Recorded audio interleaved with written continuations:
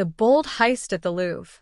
In October 2025, thieves pulled off a daring daylight robbery at the Louvre Museum in Paris, making off with inestimable Napoleonic jewels. The theft sent shockwaves through France and the global art world, prompting immediate responses from top officials and instigating a wide-ranging investigation. The robbery occurred around 9:30 a.m., shortly after the museum opened. Concealed by construction, the thieves exploited construction work at the site. They used a cherry picker, a basket lift, stationed outside the museum to reach the Apollo Gallery on the first floor, which houses part of France's historic crown jewels. Window breaching. They used a disc cutter to slice through glass panes to gain access to the display cases holding the jewels. Walking in calmly. Footage suggests they moved calmly.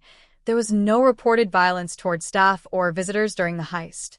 After grabbing the jewels, the thieves fled on two powerful Yamaha T-Max scooters.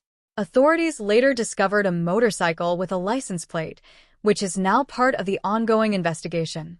Despite attempts by the robbers to set the basket lift on fire, possibly to destroy evidence, security personnel intervened in time and preserved evidence at the scene. 8 items taken. The exact inventory is still under investigation, but around 8 jewels were reported stolen from the Apollo Gallery, part of France's remaining historic crown jewels. Napoleonic legacy.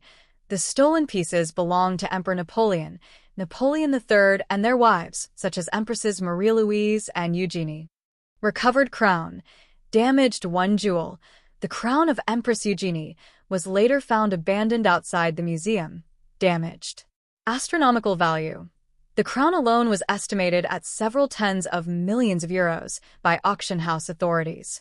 Unsellable artifacts.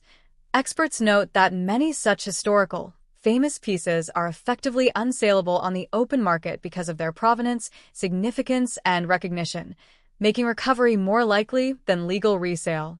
The Louvre has faced staffing challenges and strikes earlier in 2025, which may have undermined its ability to monitor all access points and visitor flow.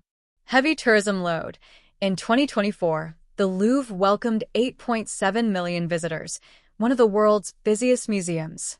Questions have been raised about why windows and upper terraces weren't more securely locked or guarded, especially in view of the construction equipment outside.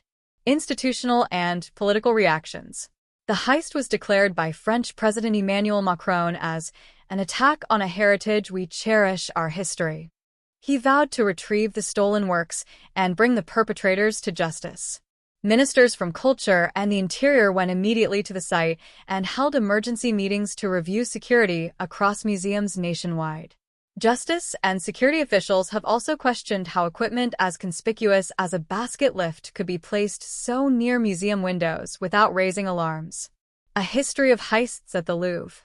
The Louvre has been a target long before this 2025 incident. In 1911, a former employee stole the Mona Lisa, hoping to return it to Italy. He was later caught in Florence.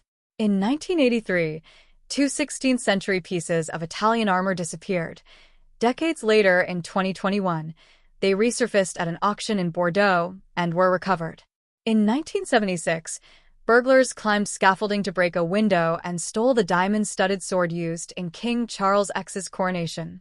That item remains missing. These incidents underscore both the cultural value of the museum's holdings and the persistent challenges of securing them. Reflections and lessons. This heist is not just about lost artifacts, it spotlights risk of insider knowledge and planning. The sophistication suggests scouting, insider awareness, or at least great planning. Physical security in heritage spaces.